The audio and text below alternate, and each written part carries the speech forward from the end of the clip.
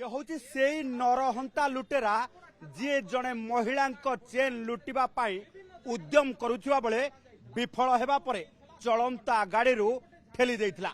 एयरफिल्ड थाना अंतर्गत लवणगिरी छकरे यही घटना समस्त को मर्माहत करिथिबा बेले कमिशनरेट पुलिस दीर्घ समय धरिकी तदंत करने सहित पाखापाखि 400 सीसीटीवी को जांच करने पर सुदूर झारखंड अंचल राजा नायडू ओरफ झिंगुरु को गिरफ्त करिछि। यह होछि सेही झिंगुरु जो झिंगुरु एवं तार जने सहयोगी पुरी ठारू आरंभ करी खोर्धा एवं भुवनेश्वर कटक ए अंचल रे लुटपाट चलेबा सहित महिला को टार्गेट करी एकाकी जाउथिबा सुना चेन पिंधी महिला को एमाने टार्गेट करुथिले एवं परवर्ती समय रे सुना चेन झांपी नहीं चली जाउथिले।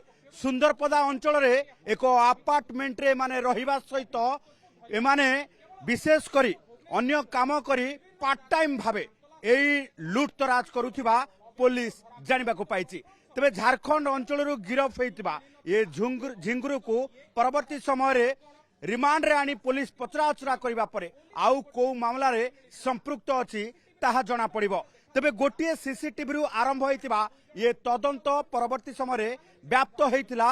तबे पाखापाखि 400 सीसीटीवी जांच करबा परे एई सीसीटीवी जांच करू करू कमिशनरेट पुलिस रो स्पेशल स्क्वाड पहुंचीथिला झारखंड रो जामशेदपुर अंचल रे एवं शेष अभियुक्त को ठाब करने सहित से गाड़ी जरिया रे अन्य अभियुक्तर पत्ता पाइथिला।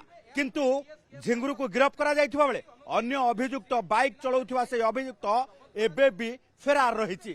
तबे रिमांड रे आनी पचरा उचरा करबा परे झिंगुरु रो अन्य क्राइम रो रेकर्ड सब जणा पड़िबो बोली डीसीपी सूचना दैछंती।